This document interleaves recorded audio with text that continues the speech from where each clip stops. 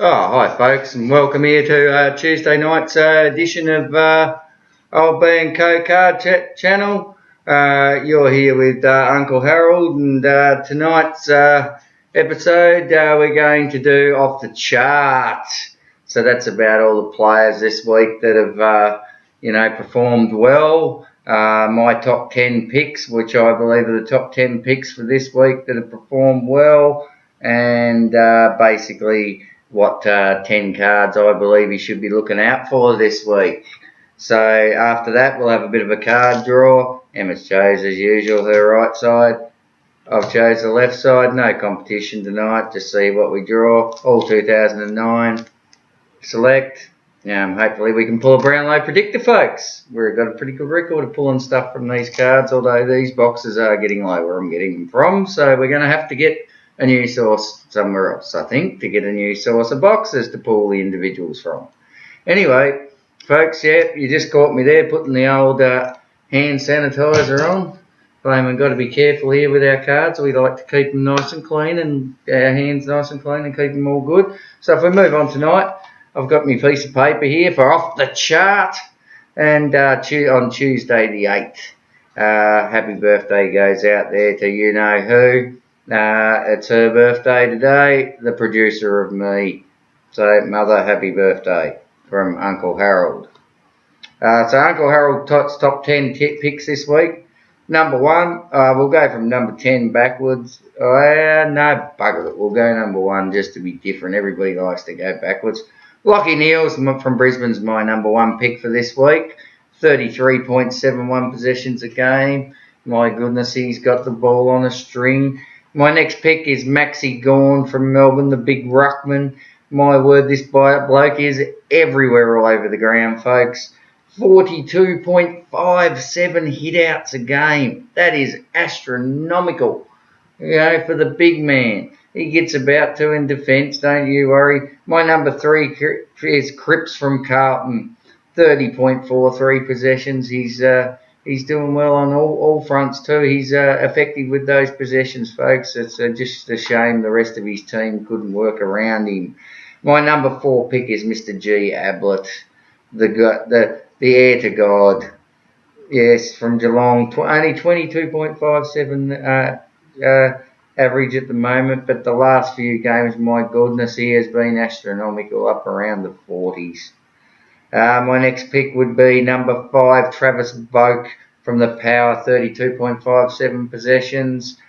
Travis is holding the Power up there. Fayman trying to do his best. He's an old soul there, old Boakey, and he does a gun job, to keep on rattling them games out one after another. Unfortunately, for his 250 commiserations, Boakey, this week, you just couldn't take home the biscuits this week, for your team. My number 6 pick is Brodie Grundy from Collingwood, 37.86 hit-outs a game. My goodness, this bloke too goes down forward, kicks a couple, per game, and he, helps out the back. He's quite an agile bloke for a big man. Number 7 would be Bontempelli from the Western Bulldogs, 28.29 possessions. This bloke is on fire. He Fayman runs around the ground. 1 minute he's down there, he's up there. He's like Uncle Harold was when in his young days. A bloody speed chicken, turbo chook. Anyway, my number 8 pick is Mr. Lloyd from the Swannies, 31.86 possessions. This man's been sort of holding the Swannies together while the big man isn't there, and when the big man's there, he's been feeding him one after the other, making the old buddy look good. Anyway, my number pick is Mr. Gaff from West Coast. This bloke is an absolute gun. Between him and Hearn, which I think should rate an honourable mention there, these blokes absolutely tear teams to pieces. They put it forward to the big men up there like Kennedy, so that they can perform every week and put the score on the board. I'd have to say my number 10 pick goes to Paddy Dangerfield. Absolute jet. Between him and Ablett, it's a shame, they're great players, but they're going to take votes from each other, and I don't reckon, either of them will probably get the Brownlow because of it, which really is a sad thing for us here at the OB-CCC, you know, having the Brownlow predictor for Gary Ablett, but Danger, I think, will take a few votes off him. 25.57 possessions, and as you can see there, 22 and 25 between them. They're already robbing each other. Anyway, I think an honourable mention goes to Natty Fife and to Jaeger O'Meara from the Hawkers there, getting a bit of a ball on a string there at the Hawks. Now, my top 10 cards for this week. Interesting mob. My number, I'll go from 10 backwards this time just to be different. I'd say my number 10 pick would be Natty Fife, Brownlow Platinum Predictor for 2019. You know, he's getting a bit of the ball, so, you know, there's a fair chance he could be up there. You know, good card to have hold of if you can pull it out of a pack or purchase it at this time while it's still nice and low. Most of my cards here in the top 10 are going to be cards which I believe are obtainable by you, the viewer out there. And you, the viewer out there, thanks for viewing tonight. I forgot to say that at the start, and thanks to the subscribers out there. Check that YouTube channel, check that Facebook channel out, folks. Don't forget at OLE-B Card Company, we've got our home page, our competition page, and our buy, sell and swap page there. Utilise it.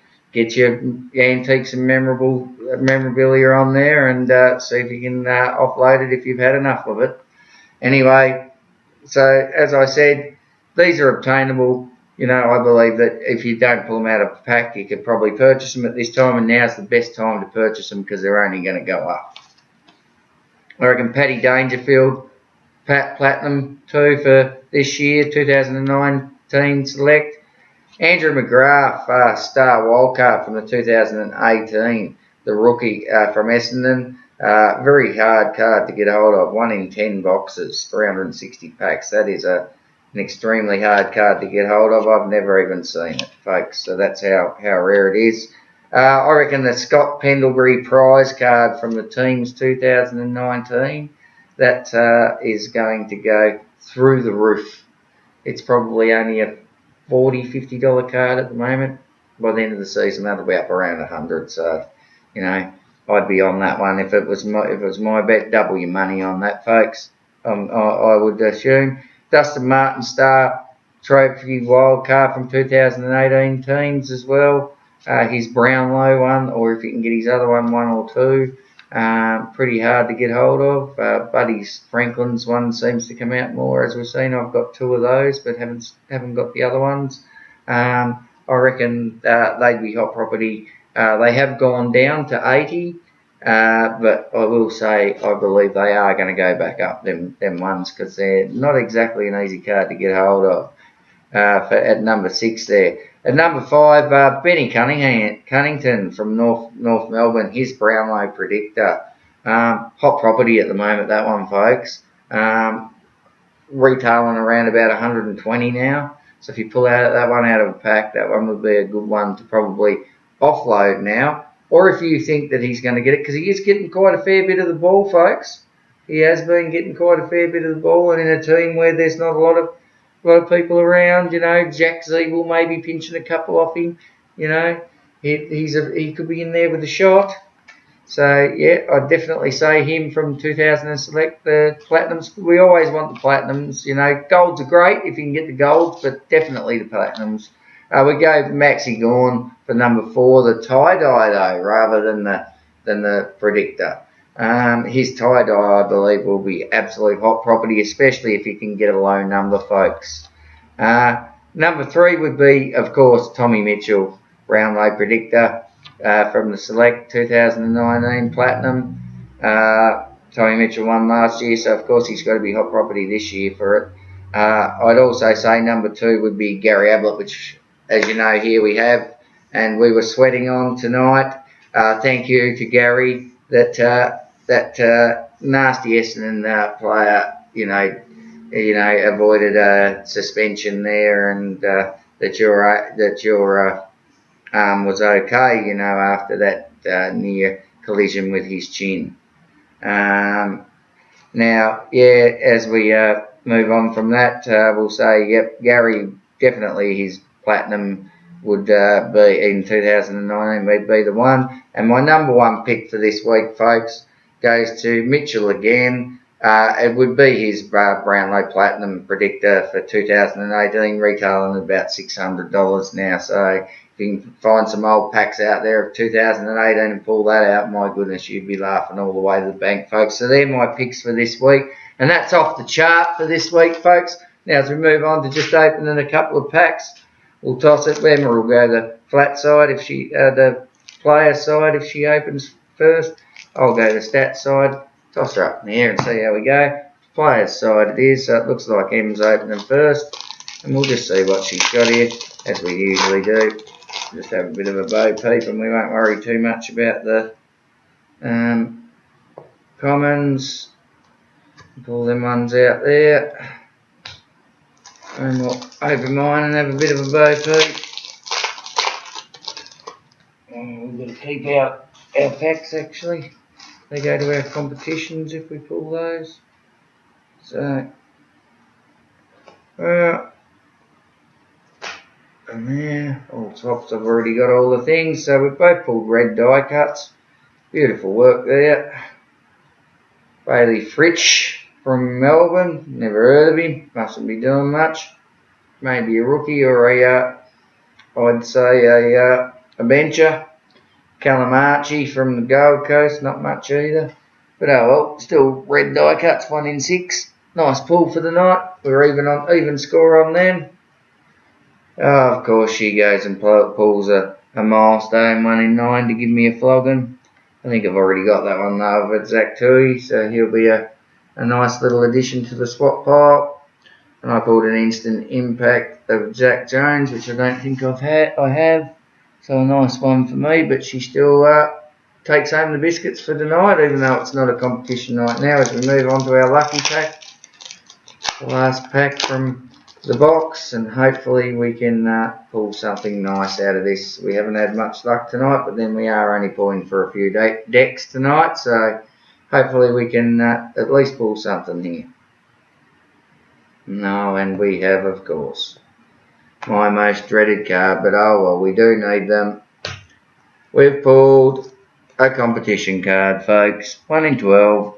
So still only 3 a box, so I suppose, you know, not a bad one. And a silver die cut of Cameron Ellis Yeoman from the Adelaide Crows. Never heard of him. Anyway, that's off the chart for tonight, and our couple of card draws. You've been with Uncle Harold on the OLE-B card channel. Tune in again tomorrow night with the OB-CCC, where we will have, if I remember correctly, folks, Under the Pump. So stay tuned for tomorrow night, folks. This is Uncle Harold. You've been listening to OLE-B Card Company channel, and I'm out for the night. Hooroo!